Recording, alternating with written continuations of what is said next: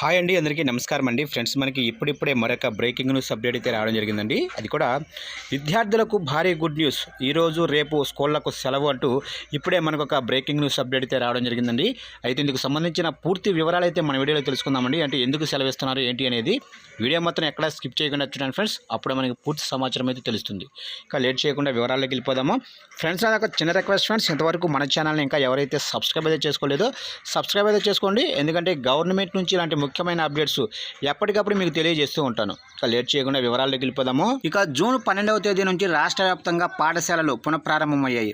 అయితే ప్రభుత్వ పాఠశాలల్లో మౌలిక వసతులు కల్పించాలని, అటు ప్రైవేటు పాఠశాలల్లో అధిక ఫీజులను నియంత్రించాలని డిమాండ్ చేస్తూ ఏబీవీపీ 2 రోజుల పాటు స్కూళ్లను బంద్ చేయాలని పిలుపునిచ్చింది. ఇక జూన్ 25, 26వ తేదీల్లో పాఠశాలల బంద్ నిర్వహిస్తున్నట్లు తెలిపింది. స్కూల్స్ ప్రారంభమై 15 రోజులు పూర్తయినా పుస్తకాలను మాత్రం ఇంకా పంపిణీ చేయకపోవడం విద్యార్థుల పట్ల ప్రభుత్వం నిర్లక్ష్యాన్ని తెలియజేస్తుందని ఏబీవీపీ ఆరోపిస్తుంది.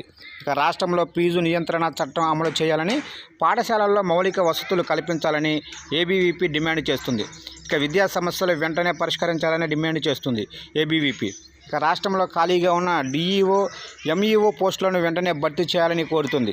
అనుమతులు లేకుండా కొనసాగిస్తున్న ప్రైవేటు పాఠశాలలపై చర్యలు తీసుకోవాలని సూచిస్తుంది. ఇక బంద్కు ప్రతి ఒక్కరూ సహకరించాలని కోరారు. ఇక స్కూళ్లను స్వచ్ఛందంగా బంద్ చేయాలని కోరారు.